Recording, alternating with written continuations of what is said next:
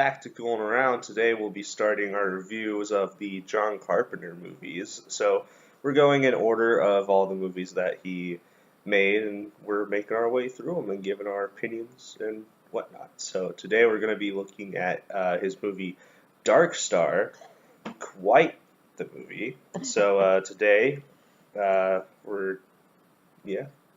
Jason Massey, and joining me is Joanne Massey. Loretta Mooney. Yeah, so let's get into it. So what do you guys think of Dark Star?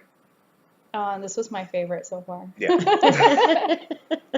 So Dark Star is not really a horror movie. I'd have to say more of a comedy movie. Comedy sci-fi. Comedy I would sci-fi, say. Yeah, it's a little It's definitely marketed as a comedy, and so that's one thing I didn't know when watching the movie. When I sat down and started watching it, I thought it was like it was going to be like a serious sci-fi movie, and then it so not isn't serious at all. Like it is. It's so dated though. You can tell it's his first movie. I mean, it's very dated, but it's also very enjoyable. Very, very low budget. Yeah. Well, this was his first full film. He had done short films before this, which I couldn't get a hold of. And then this one was supposed to be a short film, but I guess they just loved it so much they made it into a full film. I'm so glad they did. Yeah, it was pretty funny. The movie's very enjoyable if you're into a movie that really doesn't take itself seriously.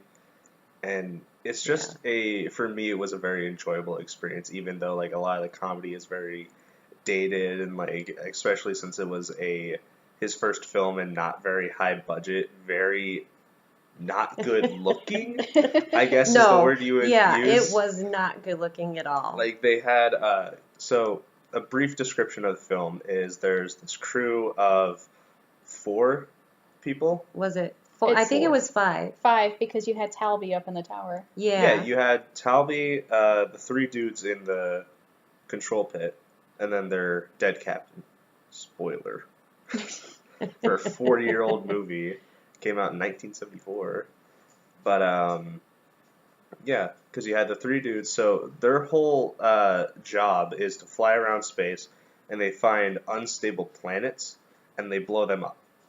And, yeah, sounds like a cool job, but all of them are a little crazy because in one line of dialogue, the captain, who is now the captain after the previous captain died, describes that they've been doing it for 20 years and only aged 3 years.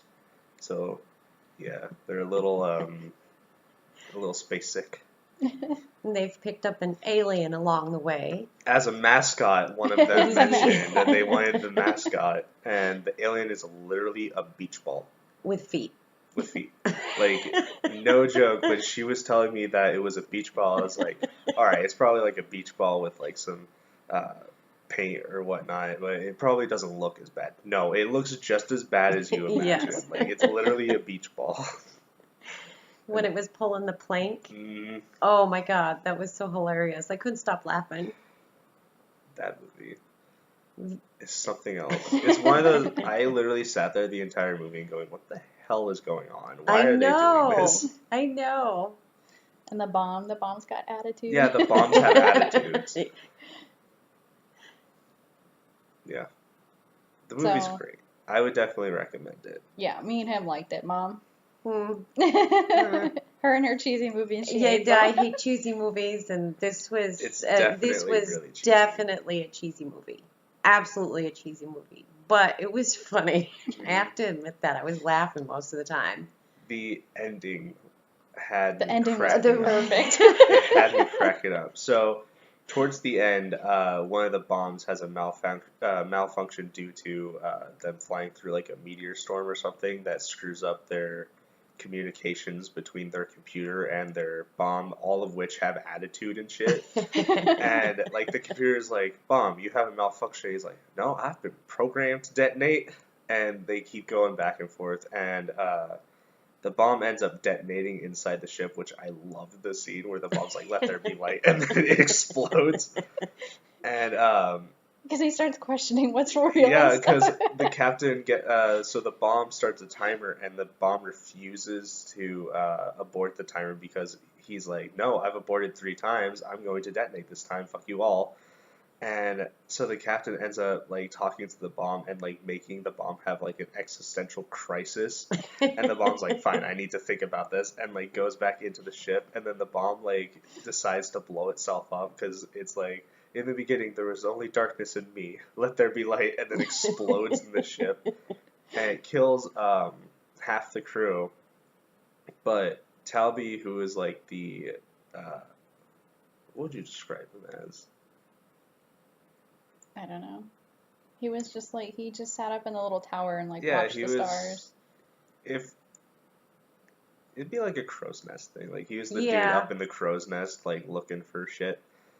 So he and the new captain, and I don't remember any of their names besides Talby because I love him. But yeah, so they were outside of the ship when the explosion happened. So like at the end, they were in space at the time, Just floating away. just floating. And Oh, I love when that guy Talby- got blown out of the airlock. I just remembered Yeah. that.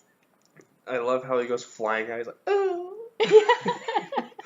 And He's then, doing then cartwheels. I love the captain. He's like, you just blew him out of the airlock. But yeah, so the entire movie, Talby's talking about this like one meteor thing, the Phoenix or whatnot he The called Phoenix asteroids. Phoenix Yes. asteroids that he describes like circles the universe once every like yada yada, and how all he wants to do is see them. Well, at the end, as he's floating through space, the Phoenix asteroids come out of nowhere and just pull him along with them. And so, like, at the end shot is him flying away with the Phoenix asteroids. And he's like, they're taking me with them. I'm part of the asteroid. And then the other, the captain dude talks about how all he like misses from on Earth or whatnot was how he used to surf and all that. Well, he gets blown towards a planet that he's going to go inside the atmosphere and burn up, but he decides to have like one little laugh, and he grabs a piece of debris and basically surfs it onto Down the to the planet. planet. And that's how the movie ends. I Oh, love it. I love it so much. Yeah, it was super cheesy. Yeah. it was super cheesy.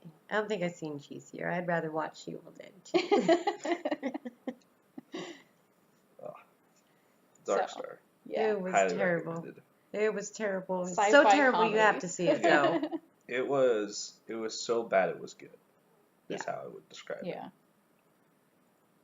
Yeah. So next time we're going to talk about Assault on Precinct 13. That's Yep. the next movie on our list, and then we'll go from there. So Yep. join us next time and keep ghouling.